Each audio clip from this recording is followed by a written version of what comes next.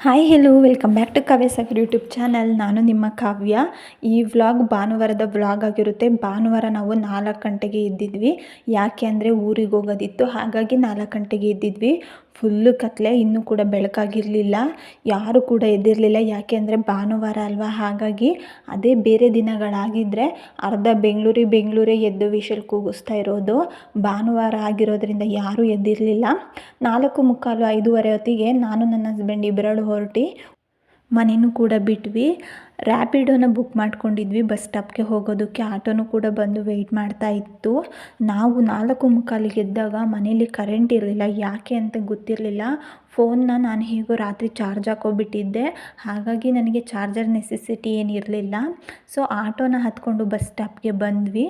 ಇವತ್ತು ಭಾನುವಾರ ಆಗಿರೋದ್ರಿಂದ ತುಂಬಾ ಜನ ಬಸ್ ಸ್ಟಾಪಲ್ಲೂ ಕೂಡ ರಜೆ ಇದೆಯಲ್ಲ, ಹಾಗಾಗಿ ಎಲ್ಲರೂ ಊರಿಗೆ ಹೋಗ್ತಿದ್ರು ಅನಿಸುತ್ತೆ. ಸೊ ಬಂದು ಒಂದು 5 ನಿಮಿಷಕ್ಕೆಲ್ಲ ಬಸ್ ಕೂಡ ಬಂತು. ತುಂಬಾ ಚಳಿ ಇತ್ತು, ಆದರೂ ಕೂಡ ಒಂಥರ ವೆದರ್ ಚೆನ್ನಾಗಿತ್ತು. ನನಗೆ ನಮ್ಮ ಮನೆಯವರು ಮನೆಯಲ್ಲೇ ಹೇಳಿದ್ರು ಜರ್ಕಿನ್ ಹಾಕೋ ಅಂತ ಹೇಳಿ. ನಾನು ಅಷ್ಟೇನು ಚಳಿ ಇರಲ್ಲ ಅಂದ್ಕೊಂಡು ಬಂದೆ. ಬಟ್ ಆಚೆ ಬಂದಮೇಲೆ ಗೊತ್ತಾಗಿದ್ದು ತುಂಬಾ ಚಳಿ ಇತ್ತು. ಆಮೇಲೆ ಸಫರ್ ಪಡೋ ಥರ ಆಯಿತು. ಆದರೂ ಕೂಡ ಬೆಳಗ್ಗೆ ಅಷ್ಟೊತ್ತಿಗೆ ಎದ್ದಿರೋದ್ರಿಂದ ಒಂಥರ ಅರ್ಧಂಬರ್ಧ ನಿದ್ದೆ, ಕಣ್ಣೆಲ್ಲ ಉರಿತಾ ಇತ್ತು. ಸೊ ನಮಗೆ ದೊಡ್ಡ ಟಾಸ್ಕ್ ಏನಪ್ಪ ಅಂತ ಅಂದರೆ ಮನೆಯಿಂದ ಮೆಜೆಸ್ಟಿಕ್ಗೆ ಹೋಗೋದು. ಸೊ ಆ ನೈಟಲ್ಲೂ ಕೂಡ ಕೆಲವೊಂದು ಕಡೆ ತುಂಬಾ ಟ್ರಾಫಿಕ್ ಕೂಡ ಇತ್ತು. ಸೊ ಹಾಗೂ ಹೀಗೂ 5:30ಗೆ ಬಸ್ ಹತ್ತಿ 6:30ಗೆ ಬಂದು ಮೆಜೆಸ್ಟಿಕ್ಗೆ ಬಂದ್ವಿ. ಅರ್ಧ ಗಂಟೆ ಬೇಗ ಬಂದ್ವಿ.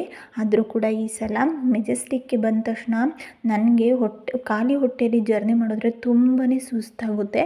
ಹಾಗೆ ಹೊಟ್ಟೆ ಎಲ್ಲ ಒಂಥರ ತೊಳಸೋ ಥರ ಆಗುತ್ತೆ. ಹಾಗಾಗಿ ನಮ್ಮ ಮನೆಯವರು ಇನ್ನು ಹಾಸನ್ಗೆ ಹೋಗೋವರೆಗೂ ಕೂಡ ಏನು ತಿನ್ನೋದಕ್ಕಾಗಲ್ಲ ಅಂತ ಹೇಳಿ ಕಾಫಿನೂ ಮತ್ತು ಅವರು ಕಾಫಿನ ತೊಗೊಂಡ್ರು. ನಾನು ಕಾಫಿ ಮತ್ತು ಬ್ರೆಡ್ನ ತೊಗೊಂಡೆ. ಕಾಫಿನ ಕುಡ್ಕೊಂಡು ಹಾಗೇ ಹಾಸನ ಬಸ್ನ ನೋಡ್ಕೊಂಡು ಹೋದ್ವಿ. ತುಂಬಾ ರಶ್ ಇತ್ತು ಈ ಸಲ ಅಂತೂ ಬಸ್ಸು. 5:30 6 ಗಂಟೆಗೆಲ್ಲ ತುಂಬಾ ಜನ ಇದ್ದರು ಬಸ್ಸಲ್ಲಿ. ಏನು ಹಬ್ಬ ಇಲ್ಲ ಏನಿಲ್ಲ, ಆದರೂ ಕೂಡ ತುಂಬಾ ಜನ. ಸೊ ನಮಗೂ ಕೂಡ ಸೀಟ್ ಸಿಗ್ತಾನೆ ಇರಲಿಲ್ಲ. ಇನ್ನೊಂದು 5 ನಿಮಿಷದಲ್ಲಿ ಬಸ್ ಮಿಸ್ ಆಗಿಬಿಡೋದು. ಹೇಗೋ ಸೀಟ್ ಸಿಕ್ಕಿ ಲಾಸ್ಟ್ ಸೀಟಲ್ಲಿ ಕುತ್ಕೊಂಡು ಬಂದ್ವಿ. ನಮ್ಮ ಮನೆಯವ್ರು ಅದನ್ನೇ ಬೈತಾಯಿದ್ರು, ಇನ್ನೊಂದು ಸಲ ಯಾವತ್ತೂ ಲಾಸ್ಟ್ ಸೀಟಲ್ಲಿ ಕುತ್ಕೊಂಡು ಬರೋದು ಬೇಡ, 5 ನಿಮಿಷ ಲೇಟ್ ಆದರೂ ಪರವಾಗಿಲ್ಲ, ಬೇರೆ ಬಸ್ಗೆ ಹೋಗೋಣ ಅಂತ ಹೇಳಿ.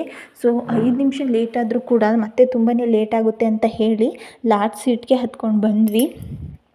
ನಾವು ಅಂದ್ಕೊಂಡ್ಬಂದಿದ್ದು ಮನೇಲಿ ಹೋಗಿ ತಿಂಡಿ ತಿನ್ನೋಣ ಅಂತ ಹೇಳಿ, ಬಟ್ ಆಗಲಿಲ್ಲ. ತುಂಬಾ ಹಸಿವಾಗ್ತಿತ್ತು ಅಂತೇಳಿ ಮಿಡಲಲ್ಲೇ ಇಡ್ಲಿ ಮತ್ತು ವಡೆನ ತಿಂದ್ಕೊಂಡ್ವಿ. ಹಾಗೂ ಹೀಗೂ ಹೇಗೋ ಜರ್ನಿ ಮಾಡಿಕೊಂಡು ಹಾಸನ್ಗೆ ತಲುಪಿದ್ವಿ. ನಮ್ಮ ಮನೆಯವ್ರಿಗೆ ಹಾಸನ ಬಂದ ತಕ್ಷಣ ಖುಷಿ. ಅಲ್ಲಿವರೆಗೂ ಕೂಡ ಮಲಗಿದ್ದವರು ಆಮೇಲೆ ಎದ್ದು ಕೂತ್ಕೊಂಡ್ರು. ಹಾಸನಿಗೆ ಬಂದು ನೋಡಿದ್ರೆ ಭಾನುವಾರ ಆಗಿದ್ದರೂ ಕೂಡ ತುಂಬಾ ಜನ ಇದ್ದರು ಬಸ್ ಸ್ಟಾಪಲ್ಲಿ. ನಾವು ಬೇರೆ ದಿನಗಳಲ್ಲಿ ಬರೀ ಸ್ಟೂಡೆಂಟ್ಸ್ಗಳು ಇರೋದನ್ನ ನೋಡ್ತೀವಿ, ಆದರೆ ಭಾನುವಾರ ಬರೀ ತುಂಬ ಮದುವೆಗಳಿದ್ದು ಅನಿಸುತ್ತೆ. ಎಲ್ಲಿ ನೋಡಿದ್ರು ಬರೀ ಹೆಂಗಸರುಗಳು ಜಗಮಗ ಜಾತ್ರೆ ಥರ ಇದ್ದರು. ಅದಲ್ಲದೆ ಎಷ್ಟೋ ಹೊತ್ತಿಂದ ಸಿಟಿ ಬಸ್ ಕೂಡ ಬಂದಿರಲಿಲ್ವಂತೆ. ತುಂಬ ಜನ ಕಾಯ್ತಾ ಇದ್ದರು. ಏನೂ ಗೊತ್ತಿಲ್ಲ, ಆಮೇಲೆ ಒಂದು ಸಿಟಿ ಬಸ್ ಬಂತು ಅಂತ ಹೇಳಿ ಹತ್ತಿ ಕೂತ್ಕೊಂಡ್ವಿ. ನೋಡಿದ್ರೆ ಆ ಬಸ್ಸು ನಾವು ಹೋಗಲ್ಲ ಅಂತ ಹೇಳಿದ್ರು. ಆಮೇಲೆ ಇಳಿದು ಮತ್ತೆ ಬೇರೆ ಬಸ್ಸಿಗೆ ಕೂಡ ಹತ್ಕೊಂಡು ಹೋಲ್ ಸ್ಟ್ಯಾಂಡಿಗೆ ಬಂದ್ವಿ. ಅಲ್ಲೂ ಕೂಡ ಅಷ್ಟೇ ಬಸ್ ತುಂಬಾ ರಶ್ ಆಗಿತ್ತು. ಹಳೆ ಬಸ್ ಸ್ಟ್ಯಾಂಡಿಂದ ಬರಬೇಕಾದ್ರೆ ನಾನು ಹಾಗೆಯೇ ನಮ್ಮೂರದ್ದು ಒಂದು ವೀಡಿಯೋನ ಮಾಡಿಕೊಂಡೆ. ನಮ್ಮೂರ ಸ್ಟಾಪಲ್ಲಿ ಯಾರೋ ಇಳಿಯೋರಿದ್ರು ಅನಿಸುತ್ತೆ. ಅವ್ರು ಇಳಿಬೇಕಾದ್ರೆ ಆರ್ತು ಒಂದು ವೀಡಿಯೋನ ಮಾಡ್ಕೊಬಂದೆ ಅಷ್ಟೇ.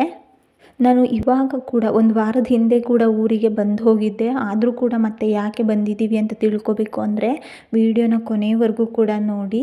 ಸೊ ಅಲ್ಲಿಂದ ಬಂದು ಹಳೆ ಬಸ್ ಸ್ಟ್ಯಾಂಡಿಂದ ಹಳೆಬೀಡಿಗೆ ಬಂದ್ವಿ. ಹಳೆಬೀಡು ಬಸ್ ಕೂಡ ತುಂಬಾ ರಶ್ ಆಗಿತ್ತು. ನಾವು ಬರೋದ್ರೊಳಗಡೆ ಭಾವ ಕೂಡ ಕಾರ್ ತೊಗೊಬಂದು ವೆಯ್ಟ್ ಮಾಡ್ತಾಯಿದ್ರು. ಅಲ್ಲಿಂದ ಮನೆಗೆ ಕಾರಲ್ಲಿ ಬಂದ್ವಿ. ನಾನು ಯಾವಾಗಲೂ ಅಂದ್ಕೊಳ್ಳೋದು ಬೆಂಗಳೂರಲ್ಲೇ ತುಂಬಾ ಬಿಸಿಲಿದೆ ಅಂತ. ಬಟ್ ಬೆಂಗಳೂರಿಗಿಂತ ಊರಲ್ಲಿ ಇನ್ನೂ ತುಂಬ ಬಿಸಿಲಿದೆ. ಬರೋದ್ರೊಳಗಡೆ ತುಂಬಾ ಸುಸ್ತಾಯಿತು. ಅಲ್ಲಿಂದ ಹೊಳೆ ಹಕ್ಕಿ ಥರ ಬಂದಿದ್ದೆ, ಇಲ್ಲಿಗೆ ಬರೋ ಹೊತ್ತಿಗೆ ಸತ್ತೋಗಿರೋ ಹಕ್ಕಿ ಥರ ಆಗೋಗಿದೆ. ಬಂದ ತಕ್ಷಣ ಮನೆಗೆ ಬಂದ ತಕ್ಷಣ ಅತ್ತೆ ಬಳೆ ತೊಡಿಸ್ಕೊಳ್ತಾ ಇದ್ದರು. ನಾವು ಯಾವಾಗಲೂ ಅಂಗಡಿಗಳಲ್ಲೇ ಬಳೆ ತೊಗೊಳ್ಳೋದು ಜಾಸ್ತಿ, ಆದರೆ ಈ ಥರ ತೊಡಿಸ್ಕೊಳ್ಳೋದು ಕಡಿಮೆ. ಈ ಥರ ಹಳ್ಳಿಗಳಲ್ಲಿ ಮಾತ್ರ ತೊಡಿಸೋದು. ಅತ್ತೆ ಬಾ ನೀನು ತೊಡಿಸ್ಕೊ ಬಾ, ಕರೆ ಬಳೆ ಇನ್ನೇನು ಖಾಲಿ ಆಗಿದೆಯಲ್ಲ ಅಂತ ಹೇಳಿದ್ರು. ನಾನು ಯಾವಾಗಲೂ ಬಳೆನ ಬಿಚ್ಚಿ ಹಾಕಿ ಮಾಡೋದ್ರಿಂದ ನನಗೆ ಅಷ್ಟಾಗಿ ತೊಡ್ಸ್ಕೊಳಕ್ಕಾಗಲಿಲ್ಲ. ಹಾಗಾಗಿ ನಾನು ಹಾಗೆ ಸಿಂಪಲ್ಲಾಗಿ 1 ಡಜನಷ್ಟು ಬಳೆನ ತೆಗೆದಿಟ್ಕೊಂಡೆ ಅಷ್ಟೇ.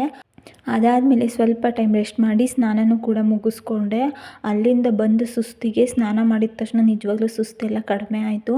ನಾವು ಊರಿಗೆ ಏನಕ್ಕೆ ಬಂದಿದ್ದೀವಿ ಅಂತ ಹೇಳಿದ್ರೆ, ಸಾಗರ್ ಅವ್ರ ತಾತಂಗೆ ಹುಷಾರಿರಲಿಲ್ಲ, ಅವರನ್ನು ನೋಡೋದಕ್ಕೋಸ್ಕರ ಊರಿಗೆ ಬಂದ್ವಿ. ಮತ್ತು ಸೊ ನೈಟ್ ತನಕ ರೆಸ್ಟ್ ಮಾಡಿ ಊಟನೆಲ್ಲ ಮುಗಿಸ್ಕೊಂಡ್ವಿ. ಈ ಪುಟ್ಟ ವಿಡಿಯೋ ನಿಮಗೆ ಇಷ್ಟ ಆಗಿದ್ದರೆ ಒಂದು ಲೈಕ್ ಮಾಡಿ, ಶೇರ್ ಮಾಡಿ, ಹಾಗೆ ಕಮೆಂಟ್ ಮಾಡಿ. ನನ್ನ ಪೇಜ್ನ ಸಬ್ಸ್ಕ್ರೈಬ್ ಮಾಡಿ. Thank you all, lots of love.